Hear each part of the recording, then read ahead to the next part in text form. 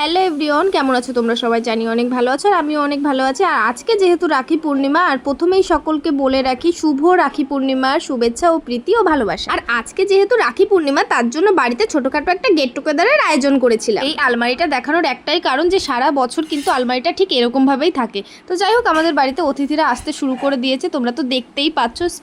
Special guest এসে নিজেরাই রান্না করতে শুরু করে দিয়েছে। মানে আমরা এতটা লেট হয়ে গেছিলাম তার জন্য। আমরা তো সকলেই রেডি হয়ে গেছি, তারপর শিবাকেও রেডি করে দিচ্ছিল, তারপরে এইদিকে আমি রাখিগুলো সাজাচ্ছিলাম। আর আমাদের রাখিগুলো তোমাদের কেমন লাগছে কমেন্টে কিন্তু জানিও। এবছরের রাখি বন্ধন উৎসবটা কিন্তু আমাদের কাছে স্মরণীয় হয়ে থেকে যাবে, কারণ দারুণ মজা করেছি।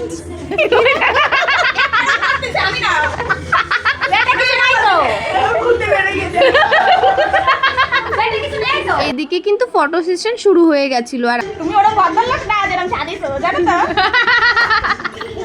সবাই ভাবতেছে তুমি ভদ্রলোক, কিন্তু তুমি যা বান্ধব। আর আজকে আমাদের সবাইকে কেমন লাগছিল তোমরা কিন্তু অবশ্যই কমেন্টে জানিও। প্রথমেই কিন্তু বুনু শিবাকে রাখি পরানো শুরু করে দিয়েছিল, তারপরে কিন্তু আমি। আর তোমরা তো দেখতেই পাচ্ছ শিবাকে কত ভালো লাগছে, কত মিষ্টি লাগছে রাখি পরে, তাই না? দেখতে হবে না রাখিগুলো কে এনেছে। তো যাই হোক, বুনু এখানে রাখি পরানো শুরু করে দিয়েছে ওর দাদাকে। আর তারপরে এখানে লাড্ডু খাইয়ে দিল। আর লাড্ডুগুলো কিন্তু আমি আনিনি, লাড্ডুগুলো কিন্তু ওর দাদাই এনেছিল। তারপরে পরানো কমপ্লিট হওয়ার সাথে সাথেই দিয়ে দিল একটা গিফট, আর সাথে একটা ক্যাডবেরি। এই ক্যাডবেরি কিন্তু আমার বোনের ফেভারিট। এদিকে আমিও দাদাভাইকে রাখি পরিয়ে দিলাম। দাদাভাইকে রাখি পরানোর পরে দাদাভাই কিন্তু অনেকটা খুশি হয়েছিল, মানে অনেকটাই। দাদাভাই আমাকে গিফট দিয়েছে, সেটা আবার দেখাতে দিল না, কি জানি দেখালে কি হতো। যাই হোক, তারপরে বুনু এদিকে রাখি পরিয়ে দিল, তারপরে লাড্ডু মিষ্টি এক এক করে খাইয়ে দিল। আর এইদিকে শিবা আমাদের 50 টাকা করে দিচ্ছে, তাই ভাবো এইটুকু মানুষ আমাদের 50 টাকা করে দিচ্ছে। তো যাই হোক গাইস, আমরা এখন চলে এসেছি ছাদে। তোমরা তো দেখতেই পাচ্ছ ছাদে এসেছি, কারণ কি বলো তো, ফটো ভিডিও রিলস এগুলো বানাতে হবে, তাই না? তোমাদের তো আবার দেখাতে হবে। তো খুব ভালোভাবে জানো যে তোমাদের সাথে কিছু না শেয়ার করলে আমার আবার পেটের ভাত হজম হয় না, কেন জানি না। তো যাই হোক, আমরা স্টেশনে চলে এসেছি। স্টেশনে এসে তোমরা দেখতেই তো পাচ্ছ, আমরা রেল লাইনটা ক্রস করে চলে আসলাম এই পাশে।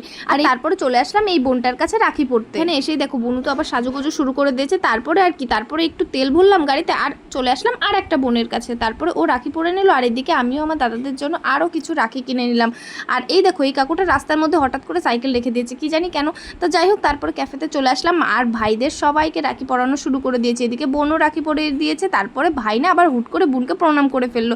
তারপরে এইদিকে পাগলু ভাইকে রাখি পরাবে বলে বুনু ঘুরে বেড়াচ্ছে ওর পিছন পিছন, কিন্তু পাগলু ভাই মোটে সেই রাখি পরবে না, তো পরবে না, কোনোভাবেই পরবে না। শেষকালে তো আমরা পড়াতেই পারলাম না। তারপরে সোজা চলে আসলাম আমরা রাজদাকে রাখি পরাবো বলে। হয়তো অনেকেই যেন রাজদাকে, কারণ আমি রাজদার সাথে আগে পরে অনেক ভিডিও বানিয়েছি। ওখানে একটু বসেই চলে আসলাম আর একটা দাদাকে রাখি পরাতে, তোমরা তো দেখতেই পাচ্ছ।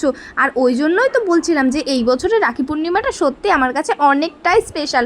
আস্তে আস্তে করে সবাইকে আমরা রাখি পরিয়ে দিচ্ছিলাম। এদিকে আমার রাখি পরানো কমপ্লিট হয়ে গেছে, বুনুও রাখি পরানো কমপ্লিট হয়ে গেল। আর এইদিকে দেখতে পাচ্ছ আমার দাদারা আমাকে এই 2টো চকলেট গিফট করেছে। আর এখানে গিফট করার সাথে সাথেই দেখো সবাই, যেই বুনু একটু ক্যাডবেরিটা খুলেছে, সব হাউমাউ করে খাওয়া হয়ে গেল। আর কি সকলে মিলে একটু এদিক ওদিক দিয়ে ঘুরে টুরে বাড়িতে চলে এসেছিলাম। গাইস, আমার ভিডিওটা ছিল এই পর্যন্তই। ভালো লাগলে লাইক কমেন্ট করুন।